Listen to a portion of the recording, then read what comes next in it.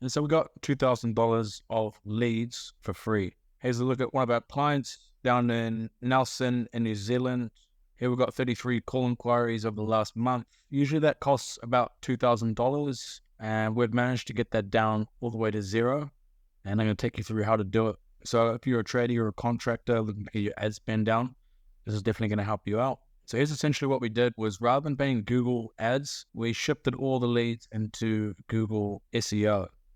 So we were able to spend $2,000 in the past to get 50 leads of concrete, and now that's down to zero. So beforehand, pretty stressed out. Google Ads bill was getting up there. We were getting this guy, a lot of leads, but it was costing me a lot of money to get the leads through. And over time, I've managed to deploy SEO for this website where the client gets leads from, and now we're all the way down to zero. So yeah, the client was really happy with the amount of leads coming through. Obviously, 50 leads a month is a lot for a concreter. If you can close 30% of the jobs, that's around 16 jobs, each job being about 5-10 grand. It's a lot of money coming through, but for myself, I wasn't making that much off it. I knew that I needed to boost my profitability and reduce my ad spend to make this a better deal for myself. So you can replicate this for your own trades company and your own website. So now I'm getting 50 leads a month for this client without any ad spend. And if I do need to get in more ads, for example, if the market slows down, then I'm able to do so by turning on the Google Ads again. So let's see how we can do this for your trades company. So what is the difference between Google Ads and SEO? So on the left here, we've got a search for the guy's niche and the guy's city, which is Nelson Concrete. And the ads are what show up here with the sponsored little tag. So here's my website, number one, and here's a competitor's site. But each click was costing about $5 to $10, so it was getting quite expensive. And over here on the right, we've got SEO, which is where you show up underneath the ad. So there's no sponsored link, and it's free. It doesn't cost you if people click on an SEO result,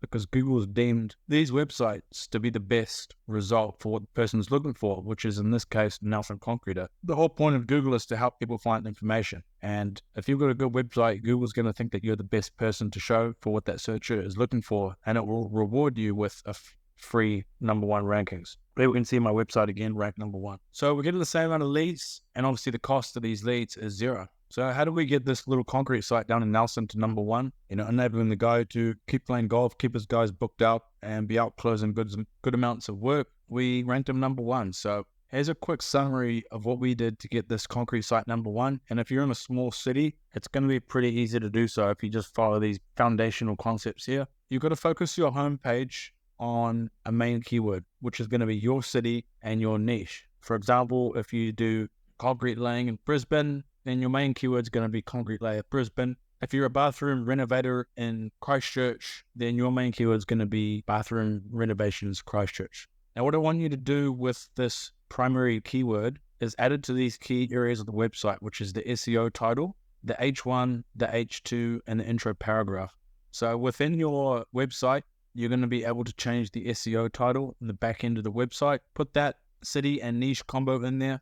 You also want to put it in the H1, which is like the main heading of the web page. And again, in your website editor, you'll be able to set an H1. It's essentially a formatting. For example, in Microsoft Word, you've got H1, H2, H3 paragraph.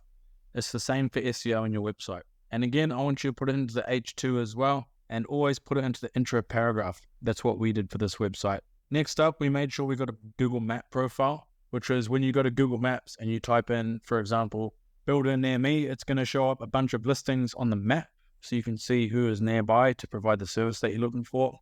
So we made sure that we got one for this concreter down in Nelson. That essentially validated with Google that our business actually existed in the Nelson area. So when people were typing in terms like concrete layer without the city at the end of the keyword, so rather than concrete layer Nelson, if they typed in just concrete, because we had a Google map, Google knew that we'd be a good result to show because it knew that we were a local business in the Nelson area. A lot of my other videos go into detail why it is important to get a Google map, not just for SEO. So make sure you go watch those. And the last 2 points we did was add an about page and a contact page, and that featured the same Google map data. For example, the address, the hours that we were open, which linked the website and the Google map together in Google's eyes. Having an about page and a contact page makes your website seem more realistic and more real. Google's going to see that you have an about page, so you must be a real business. So we can trick Google by putting an about page or a contact page, even if we don't actually exist in that location. And lastly, to get to number one, we got more reviews than our competitors on the Google Maps section.